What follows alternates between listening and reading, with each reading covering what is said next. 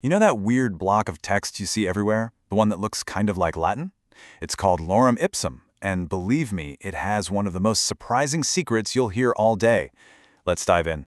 I mean, seriously, it is everywhere. Website mockups, magazine layouts, design templates. It's the go-to filler text for pretty much the entire world. We've all seen it so many times that our brains are just trained to skip right over it. It's just background noise. But here's the million-dollar question, the one that got me so fascinated by this topic. Is it just total nonsense? A random collection of letters? Or is there actually a story, a real meaning, buried inside this text that we all ignore? Well, as it turns out, this gibberish has an incredible history, one that goes back centuries. What we think of as meaningless filler is actually a scrambled, remixed piece of classical literature. Yeah, really. Now, in today's world, its job is pretty straightforward. Designers use it as placeholder or dummy text. The whole idea is to show you what a design will look like with words in it, but without distracting you with what the words actually say. That way, you can focus purely on the visuals, the fonts, the spacing, the layout, without getting hung up on the content.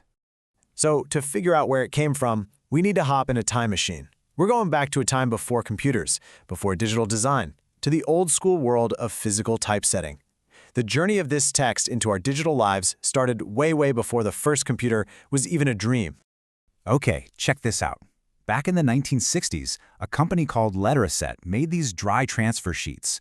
They were basically sheets of rub-on letters, and they started including Lorem Ipsum on them.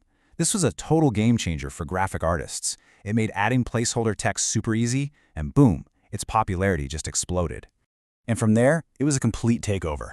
In the mid-'80s, one of the very first desktop publishing programs, Aldus PageMaker, built Lorem Ipsum right into its software.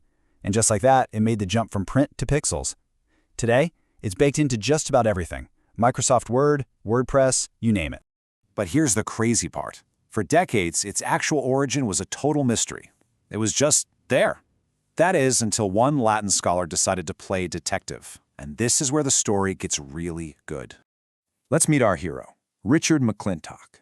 Sometime before 1982, he was reading the Lorem Ipsum text, and he noticed something. He spotted a very specific and very unusual Latin word that would unravel the entire mystery.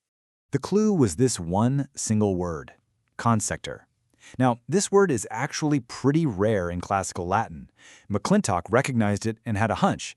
He thought, what if I search for this word? And that one simple search led him straight to the source. And you won't believe where that clue took him. It wasn't some random, obscure document. No, it led him to one of the absolute giants of Roman history and philosophy. So let's look at this text one more time, because what you're seeing isn't just random Latin. It's a corrupted, scrambled, and remixed passage from a piece of writing that is incredibly profound. And there it is, the big reveal. On the left, our familiar placeholder text, and on the right, the original source. It's from a philosophical book written in the 1st century BC by the legendary Roman statesman and speaker, Marcus Tullius Cicero. You can see how words have been cut up, changed, and moved around, but the DNA is unmistakably there. The book it comes from is titled De Finibus Bonorum et Malorum. That translates to On the Ends of Good and Evil. I mean, wow. This wasn't some instruction manual. This was a deep, philosophical discussion about ethics and the meaning of life. So, what does it actually say? Well, this is the kicker. The phrase Lorem Ipsum is actually a garbled version of the original words dolorem ipsum, and the translation is just incredible. It means pain itself. The full original sentence is about why we, as humans, do what we do. Cicero basically writes that nobody seeks out pain just for the sake of it. But, he says, sometimes we willingly endure toil and pain because we know it can lead to some great pleasure. It's a really deep thought about finding purpose in struggle. And all of this leads to a fantastic, almost unbelievable irony. A piece of writing that was meant to explore the very nature of human suffering and happiness has ended up with a completely opposite fate. Just stop and think about this for a second. Cicero's text was this deep, philosophical argument about the meaning of pain. And its modern use, it is quite literally designed to have no meaning at all. It's supposed to be visual noise that our brains just skip right over. It's gone from profound meaning to intentional meaninglessness. It just goes to show you, history and meaning are hiding in the most ordinary places. So the next time you see Lorem Ipsum, you won't just see filler text.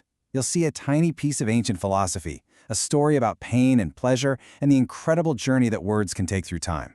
It makes you wonder, right? What other secrets are hidden in the things we see every day?